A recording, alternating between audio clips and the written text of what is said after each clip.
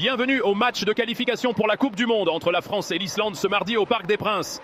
Les deux équipes ont remporté leur premier match, la France s'étant imposée face à l'Ukraine par 2-0, tandis que l'Islande a largement battu l'Azerbaïdjan 5-0. La France, finaliste de la dernière Coupe du Monde et demi-finaliste de l'Euro 2024, cherchera à confirmer son statut de favorite. Malgré la victoire, des questions persistent sur le jeu des Bleus de Didier Deschamps, qui dispose pourtant d'un effectif exceptionnel. Kylian Mbappé et ses coéquipiers restent très solides à domicile. L'Islande, dirigée par Arnar Gunnlaugsson, arrive en confiance mais devra briser un mauvais sort. Elle n'a jamais battu la France en 15 confrontations, avec 4 défaites et un nul lors des 5 derniers duels. Le défi s'annonce immense pour les visiteurs, qui ont concédé 7 buts en 5 matchs sous leur nouveau sélectionneur. Un exploit islandais serait une énorme surprise.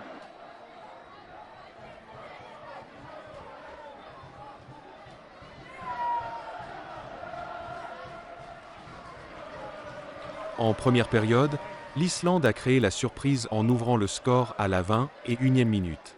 Andri Gudjohnsen a inscrit le but, profitant d'une erreur défensive française après une pression intense.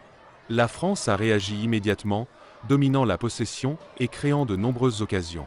Le gardien islandais Elias Olafsson a été remarquable, réalisant plusieurs arrêts décisifs sur des tentatives de Marcus Thuram et Kylian Mbappé.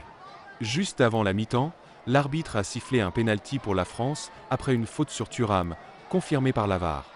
Kylian Mbappé a transformé le pénalty dans la 45e minute, égalisant ainsi et devenant le meilleur buteur de l'histoire de l'équipe de France. La seconde mi-temps a vu la France accentuer sa domination.